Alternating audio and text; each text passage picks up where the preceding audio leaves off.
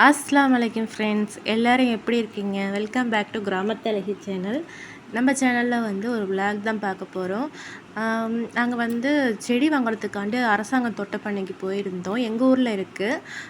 அங்கே வந்து என்னென்ன செடினா வந்து வெத்தலை கன்றும், அப்புறம் வந்து இது ரோஜாப்பூ கன்றும், இன்னொன்று ஏதோ ஒரு கன்று அது எங்கள் அம்மா வாங்கினாங்க. நான் வந்து ரோஜாப்பூ கன்று தான் வாங்கினேன்.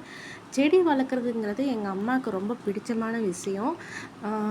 எனக்கும் பிடிக்கும். இருந்தாலும் ரொம்ப லைக் பண்ணி அதை வந்து பராமரிக்கிறதெல்லாம் எங்கள் அம்மா தான் பண்ணுவாங்க. ஏற்கனவே அந்த செடி பண்ணையை பற்றி விளாக் போட்டிருப்பேன். இந்த தடவை வந்து எக்ஸ்ட்ரா மெயின்டெனன்ஸாக ஒரு என்ட்ரன்ஸில் அழகாக வச்சுருந்தாங்க. மல்லிகைப்பூ கன்றை வந்து ஒரு மேலே அந்த தெரியுது பாருங்கள், கொடி மாதிரி அழகாக வச்சுருந்தாங்க. இந்த தடவை அதுதான் பண்ணியிருக்காங்க. அப்புறம் வந்து ஆகாயம் தாமரை கேள்விப்பட்டிருக்கீங்களான்னு தெரில. கேள்விப்பட்டிருந்தீங்கன்னா மறக்காமல் கமெண்ட் பண்ணுங்கள். நான் இதுதான் வந்து ஃபஸ்ட் டைமாக நான் அந்த செடியை பற்றி கேள்விப்பட்டேன். நேர்லேயும் பார்த்தேன். அதுக்குன்னு ஒரு அதாவது தனியாக தொட்டி மாதிரி ரெடி பண்ணி வச்சுருக்காங்க. இது கிடையாது, அது வேறு. இது வந்து என்ன செடிங்கிறது தெரியல. இதுவும் தண்ணி தொட்டி மாதிரி வச்சுருக்காங்க. அப்புறம் கேசவர்தினி எல்லாரும் ஆயில் கேள்விப்பட்டிருப்பீங்க. அதோடய செடி பார்த்துருக்கீங்களா? அது கமெண்ட் பண்ணுங்கள். இதுதான் அது. எல்லாமே இவங்க வந்து எப்படின்னா செடிக்குள்ள பேர், அதோட தன்மை எல்லாமே எழுதி தான் வச்சுருப்பாங்க.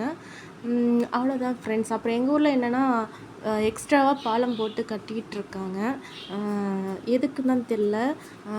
அங்கே ஆல்ரெடி ஒரு பாலம் இருக்குது, இப்போ ஒரு பாலம் போடுறாங்க, பெரிய ஹைவே மாதிரி. சரி, ஆற்றுல தண்ணி ஓடுதே, அதையும் வீடியோ எடுப்போன்ட்டு தான் நான் வந்தேன். ஓகே ஃப்ரெண்ட்ஸ், இந்த வீடியோ உங்களுக்கு பிடிச்சாக்க லைக் பண்ணுங்கள். நெக்ஸ்ட் ஒரு விலாகில் சந்திப்போம். பாய். அஸ்ஸலாமு அலைக்கும்.